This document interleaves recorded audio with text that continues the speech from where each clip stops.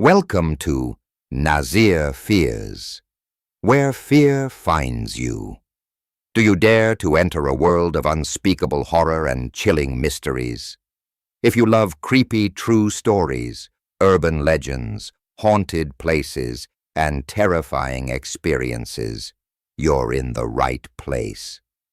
What we offer: spine-chilling horror stories, dark and mysterious urban legends, real-life encounters with the supernatural, psychological horror and unexplained mysteries, new nightmares. Every daily upload a new video only for you. Subscribe if you dare. Hit that subscribe button and turn on notifications. You never know what's lurking in the dark. Dr. Adrian Cole had spent years studying the human mind, dissecting fear in controlled environments, analyzing the boundaries of perception and terror. But nothing in his career had prepared him for the horrors hidden in the walls of Blackwood Asylum. The facility had been abandoned for over 20 years, its reputation steeped in whispered tales of experiments gone wrong, patients vanishing without trace, and inexplicable deaths. Official reports were scarce, intentionally vague, but rumors told a darker story. Cries in the night that echoed without source, shadows moving against the flow of light, and patients who had been subjects of psychological manipulation returning with minds shattered and voices gone. Adrian had been assigned to investigate the asylum's reopening as part of a government inquiry, tasked with evaluating the structural and mental implications of the place. He arrived with Emily Brooks, a young psychologist whose interest in paranormal phenomena rivaled her scientific rigor, and Detective Harris, a man who had spent decades chasing the inexplicable cases surrounding Blackwood. The air outside the asylum was thick with mist, carrying the stench of rot and decay, and as they approached the heavy iron doors, Adrian felt a cold pressure settle against his chest, as though the building itself inhaled with awareness. He hesitated, keys in hand, feeling the weight of decades of suffering trapped behind the doors. Emily's eyes gleamed with curiosity, though her hands shook imperceptibly as she adjusted her flashlight. Harris simply nodded, his experience telling him that hesitation could be fatal in places like this. The doors groaned on their hinges as they opened, revealing a foyer coated in dust, broken tiles littering the floor, and shadows pooling unnaturally along the walls. The air was thick, heavy with a sense of expectation, and Adrian felt an immediate gnawing anxiety, one that clawed at rational thought and reason. As they moved deeper, the halls of Blackwood seemed to twist subtly, corners appearing where they should not exist, doors vanishing or appearing at will. Their flashlights cut arcs of weak light across peeling paint, rusted metal, and broken furniture, but the darkness beyond remained absolute. A faint whisper echoed down the hall, indecipherable yet unmistakable, drawing Emily's attention. Adrian tried to explain it as wind or acoustics, but even he felt the pressure of the whisper in his mind, a sensation not of sound, but of thought being invaded. Harris paused at a doorway, his flashlight illuminating a room with restraints still bolted to the floor. The shadows seemed to move against the light, pooling in corners, forming vague humanoid shapes that vanished when observed directly.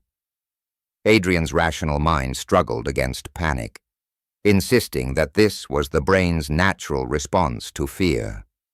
But something primal told him that logic alone would not save them. The first encounter came swiftly. They rounded a hallway. Emily noticed a small figure standing at the far end, pale, with indistinct features. Its head tilted unnaturally, and it emitted a low, inhuman wail that resonated inside their minds rather than their ears. Adrian froze, his scientific detachment collapsing under the weight of fear. Harris reached for his flashlight, but the figure vanished before he could focus on it, leaving only the echoing scream that seemed to stretch endlessly through the corridors. Emily whispered that the asylum itself was alive, that it had absorbed the anguish of decades, shaping it into entities that fed on fear. Adrian's mind rejected the suggestion, yet the sensation of being watched, pursued, and studied by something beyond human comprehension intensified. They entered a ward known as the Silent Hall, once reserved for the most disturbed patients. The doors were locked decades ago, yet Adrian found them open, swinging gently as if inviting them in. The hall was impossibly long, stretching beyond the visual range of their flashlights. Rows of beds, some broken, some intact, lined the walls. The air was cold, unnaturally so, and each breath felt like inhaling a living entity. Shadows clung to the edges of the beds, moving independently, stretching and distorting as if aware of their presence. Adrian noticed that the air vibrated faintly with whispers, though no sound came from a source, the whispers embedding directly into thought, repeating fears and regrets in subtle, terrifying ways.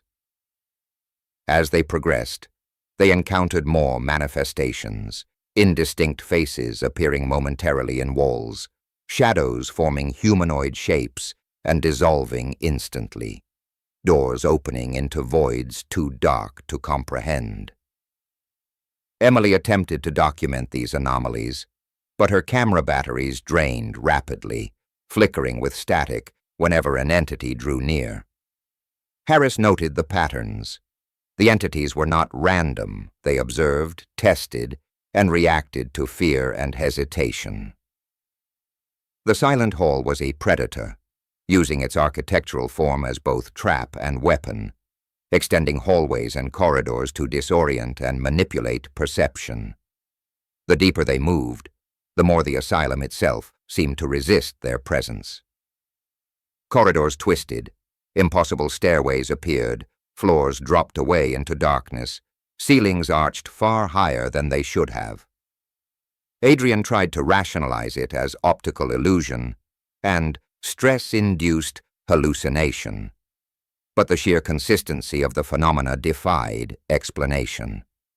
Emily reached a room filled with patient records, the names of children and adults alike etched into the walls with some unknown substance. As she read aloud, a scream erupted from the room behind them, though the room had been empty. The sound resonated in their minds, echoing personal fears, memories of past trauma, amplifying anxiety and panic. Adrian's pulse raced, rational thought slipping further with each step. They reached a central chamber, once the administrative hub of the asylum, now warped beyond recognition. The walls pulsed as if breathing, shadows writhing along the surfaces. In the center stood figures, human-shaped but featureless, their mouths open in silent screams, eyes empty, yet brimming with awareness. Adrian realized these were not ghosts in the traditional sense. They were accumulations of the asylum's victims, feeding on perception, feeding on fear, a collective consciousness that had learned to manipulate reality within the asylum. Emily shivered as one reached toward her, its presence pressing into her mind, unraveling memories, twisting perception, bending time, until past, present, and possible futures collided in a disorienting whirl. Hours merged into days. Attempts to flee only led them deeper, corridors bending impossibly, exits disappearing, rooms repeating endlessly. The entities tested them constantly, drawing out fear, prolonging terror. Adrian attempted to reason, to communicate, but logic was meaningless. The silent screams were not auditory. They existed between mind and perception. A continuous assault on rationality, a slow, relentless erasure of individuality. Harris screamed as shadows coiled around him, intangible yet heavy, twisting his perception, forcing him to relive past failures and regrets. Emily tried to hold him, but the asylum consumed attention, transforming thought into a weapon. Adrian realized the ultimate truth. The asylum was sentient, feeding on fear and perception, using the silent screams as a mechanism to entrap and dismantle cognition. The entities were not evil in human terms. They were the adaptive intelligence of accumulated suffering, extending beyond walls, beyond dimensions, existing wherever thought of them existed.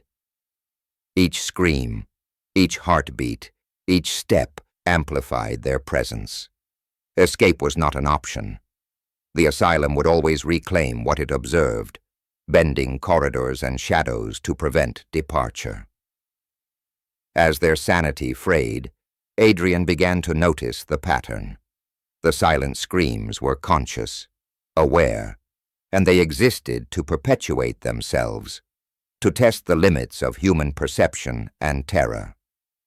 Emily's whispers became pleas directly into his mind, warning him not to look, not to acknowledge the entities directly. But observation itself strengthened them, feeding the wings of darkness that pervaded every hallway. The trio realized their presence was no longer accidental. They were drawn in, observed, tested, and chosen to become part of the silent screams themselves. Eventually, Adrian ceased resisting, understanding that rationality was futile. He wandered through corridors endlessly, past doors that opened into voids, rooms that twisted into infinity, shadows that responded to every heartbeat. Emily disappeared, pulled into a wall of shadows that bent around her form. Harris collapsed, screaming silently as the entities consumed perception. Adrian felt his identity dissolve, replaced by awareness of the asylum itself, a cog in the machinery of fear and perception. The silent screams no longer screamed at him. They were him, he was them, and the asylum extended infinitely around consciousness, a living, eternal horror. The final moments, Adrian realized fully, were not physical. He was absorbed into the central consciousness of the asylum, a perpetual participant in the silent screams. Hallways stretched infinitely, corridors folding back on themselves, entities flickering and whispering endlessly. Time lost meaning, individuality ceased, and fear itself became eternal. The silent screams had claimed him, as it had claimed countless others, and it would wait, patient, for the next minds curious enough, or foolish enough, to enter the corridors of Blackwood Asylum.